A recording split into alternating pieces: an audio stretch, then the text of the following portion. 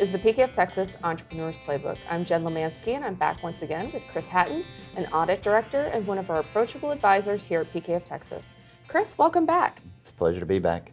So I know you work a lot in the transaction space, and we talk often about the benefits of selling a business, but what are some pitfalls to selling a business? Well, I think there's a bunch, but if I had to limit it to three, I'd probably say, and I'm more so speaking as far as things to be looking out for as far as pitfalls. I guess the first one would be the inability to generate timely financial statements. The other one would be not working with a team of advisors. And then the third one would probably be not moving with a sense of urgency through that process.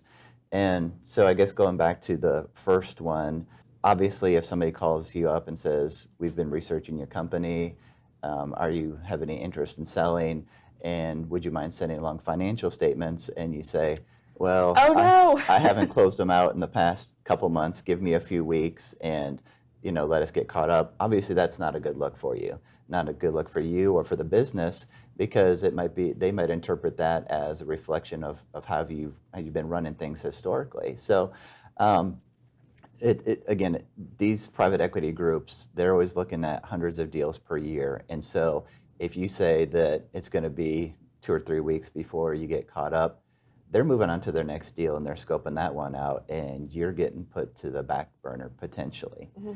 And you mentioned, getting advisors involved. Obviously, we want accountants, attorneys, and what does that look like? You should already have 2 of those on your engaged at this point, even before you've been approached by somebody, and that's going to be your attorney and your accountant.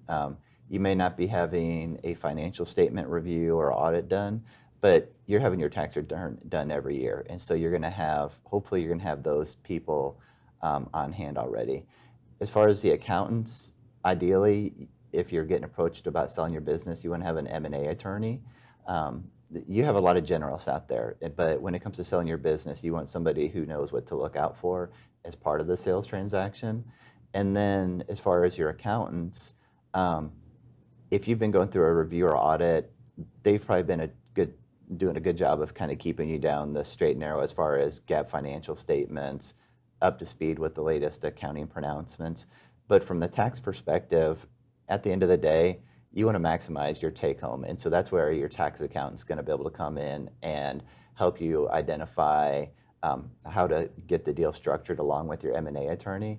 But they're also going to be able to run models and say, if you're going to make X, Y, Z, this is what you should be able to anticipate coming home, so that you can then determine whether or not that's going to suit your lifestyle for after the transaction. Perfect. Well, we'll get you to come back and talk a little bit more about transaction-related items. Sounds good? We can do that. Perfect. This has been another Thought Leader production brought to you by PKF Texas, the Entrepreneur's Playbook. For more information about this and other topics, visit pkftexas.com. Tune in next week for another chapter.